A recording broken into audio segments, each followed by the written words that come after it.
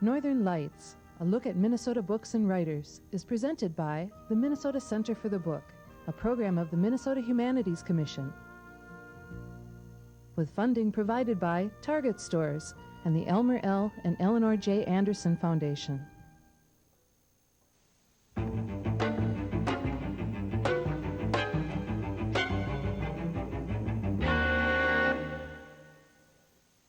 Hi, welcome to Northern Lights, a look at Minnesota books and writers.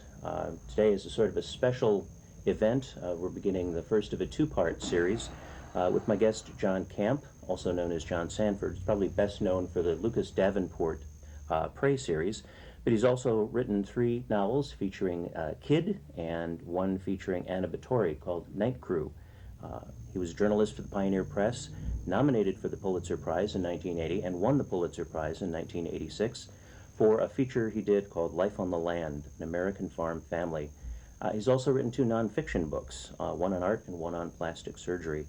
And my other guest, Chuck Logan, who has 3 novels, beginning in 1996 with Hunter's Moon, and then going on to The Price of Blood and The Big Law, and he's just wrapped up another book that'll be coming out probably sometime next year. He was nominated for the Minnesota Book Award in 1999. We last interviewed him in 1996 on Northern Lights. So welcome, both of you. I appreciate your being here. Thank you. Let's just start with sort of a general question. I know you guys are friends. How did you meet? Did you meet at the Pioneer Press? Yeah, Logan had been working there for 2 or 3 years, I guess. You got When there, I what, arrived. 78, 79? Yeah, I got there in 78, and he'd already been working for a few years, and we just became friends. You just hit it off? Now, Chuck, you were working at graphic design, is that right? Is that It's the staff artist. staff artist? Okay.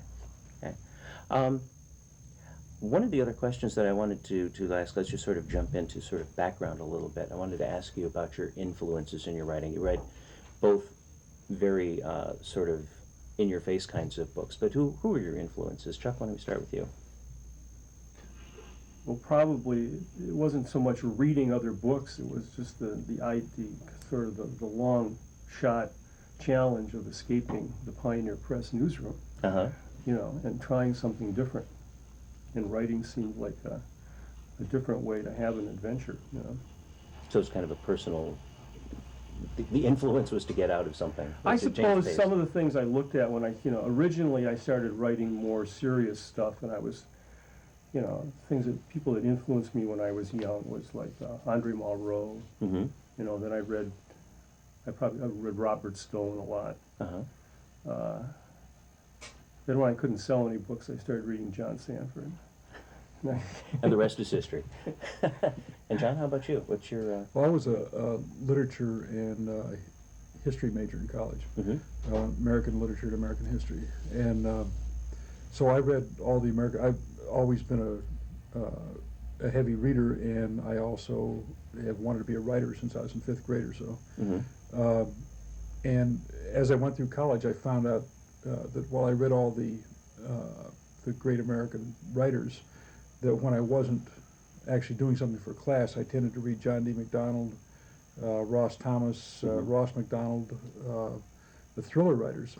And so when I started to try to get out of newspaper work, I decided that those were the kind of books that I wanted to write. Unlike Chuck, I've never really, I read some of Chuck's early stuff, and he is a much more intellectual writer than I was right from the start.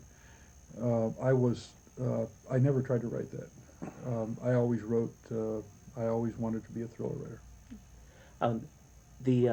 That's an interesting distinction. I was reading somewhere another ongoing discussion between thrillers or crime fiction and literature, and what the difference is, and can crime fiction be literature and all the rest of it. What's your take on that? Do you think the one can rise to the level of the other if there is a difference? Well, of course it can. James Lee Burke, I think, is an example of that. And then there are several other people who write well, and I think I write pretty well. And Chuck certainly does. One of the problems with what we have in the United States now is we have a whole series of genres, and literary writing has almost become a genre of its own, so that it's like thrillers or romance, and then someplace off you have literary. I think that what happened was, and without going through this huge historical development of everything, is that we had sort of a stream of realistic writing that had started way back, I mean before Dickens, proceeded through Dickens and wound up at James Joyce at some place, and James Joyce took the whole train and threw it off the track. And since then, American writers have been stuck in this kind of ghetto of the psychological novel. Ever since Ulysses, they can't get out of it. So with the exception maybe of Tom Wolfe, who at least is trying, you don't really find intellectual novels, literary novels set in a realistic milieu very much in the United States. Scott Turow had this interesting kind of comment when he was a young man, decided to be a writer. He had one summer free where he spent a lot of time in the library, and he decided to read Ulysses. And by the end of the summer, he realized he could read it every day because it was always on the shelf because no one was reading it. And the thing about those kinds of novels is that I read them to a certain extent, but they're sort of a dead end. They don't allow you any opening into the real world, and thrillers do allow that opening. A lot of people have claimed that my books are much too violent, but to me, when I wrote them, they didn't seem violent simply because that was my experience. There is nothing. I mean, I covered a lot of crime as a newspaper reporter, and there is nothing pretty about murders. Edna Buchanan, who was a friend of mine and worked with me at the Miami Herald, will tell you the same thing. That if you go and see somebody who's been shot or beaten to death or whatever, that it's just not pretty. And so a lot of times people will accuse thriller writers of sensationalizing reality, when in fact, for people who are newspaper reporters, that's our experience. It's not sensationalized. In fact, it's actually written down most of the time. Written down. Do you feel the same way, Chuck? I mean, your books have a fair amount of violence in them as well. Are you? I think I approach it differently than John does. You know, rather than have a killer who's introduced as a killer right away, I will probably I'd like to have someone who's an ordinary person who kind of starts to stray and then gets in trouble and gets more complicated. You know, so it's more like something that could happen to everybody, as opposed to having, a psychotic stalking someone. But the point, to some extent, remains the same. That Chuck experienced and felt and saw a lot of violence in Vietnam, and so that if you're a person who has seen that kind of violence, and you put it in your book, it really isn't for sensationalism. It's really part of the American reality. And thrillers are sort of a specialized example of that. But still, it is one part of the American reality. So I don't feel particularly strange about writing thrillers. I would, to tell you the truth, I wouldn't. Chuck's books are not exactly what you'd call mainline thrillers. What I mean is they're not purely thrillers. There's always more of sort of an intellectual or moral element in them, rather than straight ahead airplane books. And so they're a little bit different. It's not like there is one formula that works for all kinds of novels in which there's violence and crime. Our books are quite different from each other, even though they do share some There's elements. a big argument. We've had an argument. Now, there's a general kind of question whether character development or plot and action drive a story. You know, and I think what he calls airplane books, You know, they're heavier on fast-paced action, story moving. You know, and the more time you put into developing a character, some people feel it starts to slow down, and readers are going to drop off. I don't necessarily believe that's true if you develop the story right. Yeah, I would agree with you. I think that there are plenty of good writers out there who, you know, develop characters fairly well and also move the plot along fairly quickly. Ridley Pearson comes to mind. I don't know if either of you have read his stuff, but he clips along really well, but yet he's got some good, interesting characters. Just a little bit more kind of on that same topic.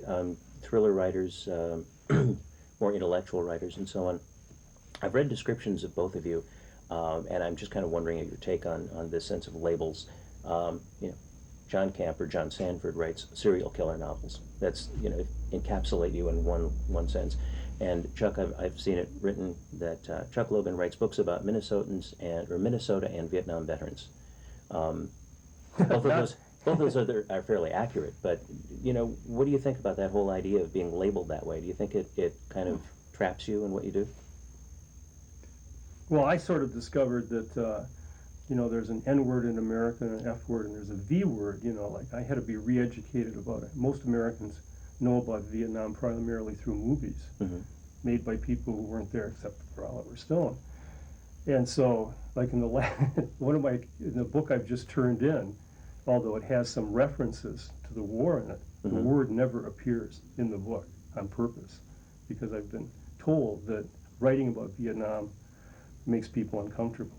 You know. And you try to shift the character. The characters may, you know, have experienced that, but it's not becomes a central plot point. The first book I wrote, you know, like I was lucky to have an editor at HarperCollins who wrote me like an 18-page single-spaced editorial letter. And he said, "Now look at Chuck." He said, "All these guys smoke cigarettes. They're all Vietnam vets. You can't do this." I said, "What do you mean? That's people I know." You know. Well, it's not accessible to the American public to have characters that are all like that. Yeah. I do have a comment on that. The label. The label of, go ahead, of the please. serial killer thing. Is that that is the label, and it's not a particularly accurate one, but it's a label, and I don't actually worry about it anymore. Most of my books actually are not about serial killers, but I'm not sure if I'm just being technical about it. They're about people who kill more than one person. But to me, having sort of worked in the whole business covering it, there's a difference between serial killer, mass killers, multiple murderers. They're all like little technical fields, but they're real psychological differences between the groups of people.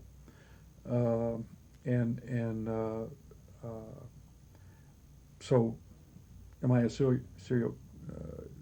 Do I write about serial killers? Yeah, I've written about 2 or 3 of them, but most of the books are not. They're about other kinds of categories of killers.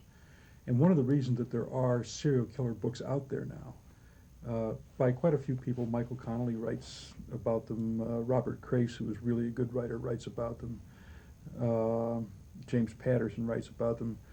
One of the reasons so interesting is actually kind of a moral point in that when you think of the whole range of things that have been sort of talked away as being psychological, strange psychological things that can be explained away by background and by child abuse and other things, so that nobody really is to blame for anything. That one of the few things that remains that people really consider evil is serial murder. There are people who are well educated, that have certain amounts of privilege, who can be bright, but still are serial killers. And so it's one thing that we now consider evil rather than as a manifestation of some kind of unhappy childhood.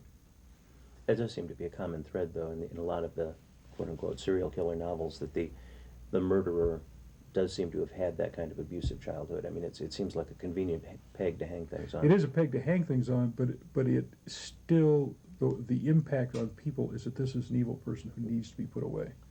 My second book was about a couple of Indians who were killing people because they were simply out to get revenge on some people who had who had abused Indians. And so the explanation there is, well, you know, they deserved what they were getting, the people who were killed. And the book really turns out to be a little, maybe more inflected, but also possibly less successful than some, because I think a lot of readers don't want that kind of ambiguity where the killers are actually, where the bad guys are actually doing something that needs to be done. And so, you know, It kind of takes away that tidy conclusion that a well, lot of it's not mystery so much the writers have. tidiness, it takes away the conflict of good and evil. Mm. And in a lot of books, that conflict is sort of muted by the fact that there are too many explanations and too many reasons that the bad guy is doing what he's doing that sort of excuse his behavior. And with the serial killer, there isn't really an excuse other than that he's mad. Yeah, absolutely. Chuck, you looked like you were going to say something. Well, it's interesting that the Sopranos series is so popular and it's getting so much critical as well as popular acclaim because, you know, what they've done is they've taken a violent individual and given them a family, a recognizable family environment, you know, and basically I think most people wish they could step outside their lives and solve problems decisively or even violently, like Tony Soprano. Of course they can't. Yeah. But I think that has something to do with the fascination with, you know, celebrity violence and scandal, you know, because it seems these people can get away with or do things, you know, that we can't, you know. And so that's better than having books about music teachers or something, you know, about solving the question about literature or thrillers. Yeah, I agree. Thrillers are closer to real life. Let's shift away from sort of more of the theory to just talking a little bit about the characters now. You've written primarily series characters, and Chuck, your Price of Blood and Big Law featured the same person, Gary. Wondering if you could comment on. Well, let me put it this way: are you going to continue having Phil Broker? Thank you. Pop up in future books? Is he in the next one that's coming? Yeah, I'm kind of experimenting with having him as a co-protagonist, you know, as a character in a larger story, so he's not the main protagonist. Okay. Do you like the idea of writing a series or having recurring characters in a series as opposed to just standalones? Does it make it easier, harder? A lot of times it's what the publisher likes. This is what they're looking for. I was reading something about that not too long ago, about the marketing issues, where that becomes much greater factor. The ease of marketing a series because of the build-up that they can grow the series and so on. Now, when you started Rules of Prey with the intent of it being a series? Not particularly. Not particularly. But again, it was a marketing thing, and I was more than happy to do it. I mean, I've read series books. Travis McGee was one of my favorite. Ross Thomas had the Go-Between character in one of his characters, the Go-Between guy. Although I think that wasn't under the Ross Thomas name. But at any rate, so the possibility of doing a series character was out there, and in the first book, even though it could have stood by itself, was obviously set up to carry on if I wanted to with the same character. Now, you had another marketing issue going on at that same time, as I understand, which actually led to the John Sandford pseudonym, and that was that book coming out under your own name, Fool's Run, and Rules of Prey were coming out within weeks, months of each other, or something like that? Yeah, actually I started writing for Henry Holt, bought the first book. Then they bought a second book, both starring my kid character. Then I talked to my agent, who said that I needed to write longer and more intricate novels because I'd like to make a lot more money doing that. So then I wrote Rules of Prey in about 3 or 4 months. And the other ones were a little slower coming out, and when Rules of Prey came out, she said, I think I get a lot more money for this. So she took it around, and the winning bidder on the book was another company, Putnam. So then I had books coming out by 2 companies at the same time, and Putnam said, we're going to put a lot of advertising behind this, and we're trying to make it into something. We don't want Holt writing on our book with a different style of book. so we would like you to use a pseudonym. And John Sandford's my great-grandfather's name. Oh, okay. He was a newspaper writer in Wisconsin, so. Seemed like a natural choice. And so, yeah, and it worked out well. Yeah. Not only that, it sits on the book right next to Lawrence Sanders, so I figured. Yeah, nothing wrong with that.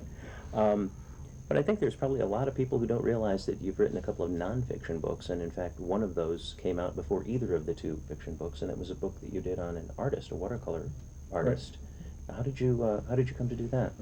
John Stuart Ingle. Well, I'm an art freak, and that's one of the reasons I like Chuck so much. Is I'm an art freak, or what? You're an artist.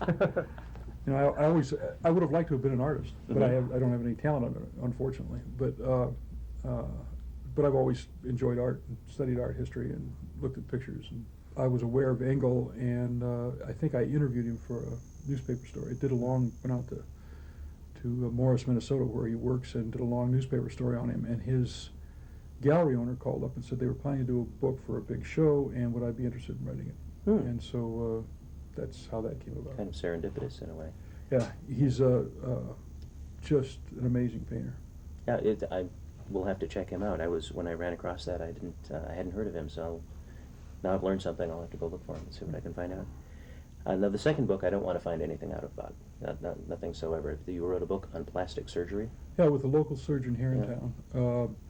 When I knew that I was going to get out of the newspaper business, I spent about a year or two very consciously going around to a number of places that would help me with the book writing. I spent a long time at the state prison at Stillwater, during which time I talked to maybe 30 or 40 killers. And then I also did a lot of time over in the hospitals, and in the course of that I met this surgeon, and wound up. I did a lot of work on medical writing, and I met the surgeon, and we decided to do a book. And it worked out pretty well. Yeah, sounds fairly interesting. It's an interesting topic. It kind of just makes me queasy to think about actually going under it.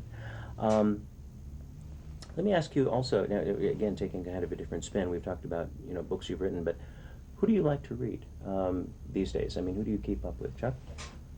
I read a lot of books to my daughter. I've been reading Pippi Longstocking. I haven't been reading that much, I spend more time sort of struggling with my own writing. John had to decide what kind of stuff to write. I had to learn to write. I had to sit down one day and just cold learn to write. I have no background in writing or anything. About 12, 15 years ago, I just sat down and started writing incredibly convoluted, like pages of type, that I had to learn how to edit down and tell a story. So I have a list, hopefully someday I'll get back and do some serious reading. A big bookshelf full of, things to visit later. Yeah. I tend to read things like, the book I've enjoyed reading most in the last year was Guns, Germs, and Steel, I think. I read history, History? Oh, okay. Or... But other than that, you're rediscovering classics like Dr. Seuss and, all those kinds of things. How about you, John?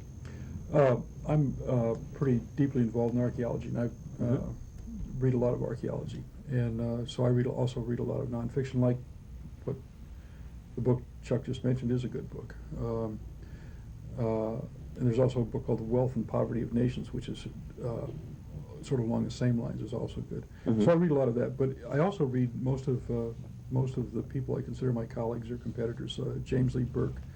There's a guy named Randy Wayne White who is a sort of if people like John D. MacDonald, they'd like him a lot. Robert Crace is going to be a really good writer. I read James Patterson. I read, there's a guy that I just read all of his books, a guy named Ian Pears, who's a British writer, sort of a cute, almost kind of a small, not quite cozies, but pretty interesting novels. So I read, I would guess, Carl Hyacin is an old friend of mine. We worked together at the Herald, and Edna Buchanan. So I read all those guys, and and I enjoy most of them. Some people I know have commented that the reading other, authors who would tend to be competitors, kind of colors their vision of what they're doing. But you don't find that to be the case? Not particularly. I have a way of writing. I mean, I've been doing it long enough that it doesn't affect me much. The place where I really hear sort of echoes are with James Patterson, not because either one of us is trying to write like the other one, but because I think our styles are naturally very similar. The stories are somewhat similar, and so when I read his books, actually I've got a website which my son runs, and we've had people complain about plot twists in my books that turn out to actually be from Patterson's books. So then we write a note back saying, sorry, you got the wrong author. So I'm not influenced much, I don't think, except by newspaper writing. My books really read quite a bit like smoothed out newspaper. One of the kind of a quick question for you on the website, which we'll put up the URL for it in the credits. I remember reading somewhere you were looking at putting up a kind of a discussion about writing section, and has that ever happened? I don't remember seeing it when I was there last. No, it hasn't happened, and it's just that I just haven't had time. I wound up last year writing 2 books when I came out with a new kid book, and it turns out that with the other stuff that I'm doing, with the archaeology, which takes me to Israel for 6 or 8 weeks every year, and then I've got other stuff to do in conjunction with that. I've just been terribly busy. But we would actually like to put up a sort of a how to write section which actually discussed this. I'm interested in the theory of it, and I think that it applies not just to thriller writing, but to all writing. Some of the ideas I have, and try to get Chuck involved with it, and put down some stuff and see what happens. I'd love to see that. It would be a fascinating read. I admire both of your writings. It's fun to learn from. But right at the minute, we've come pretty close to the end of our allotted time for part 1 of our conversation with John Camp and Chuck Logan, and so I'd encourage you to tune in again for part 2 when we'll be back, and we'll continue the conversation talking more about the writings and the works. I would like to also thank the folks at Once Upon a Crime for letting us take over their store as we go into this. So thank you, and we'll be back soon. Thanks.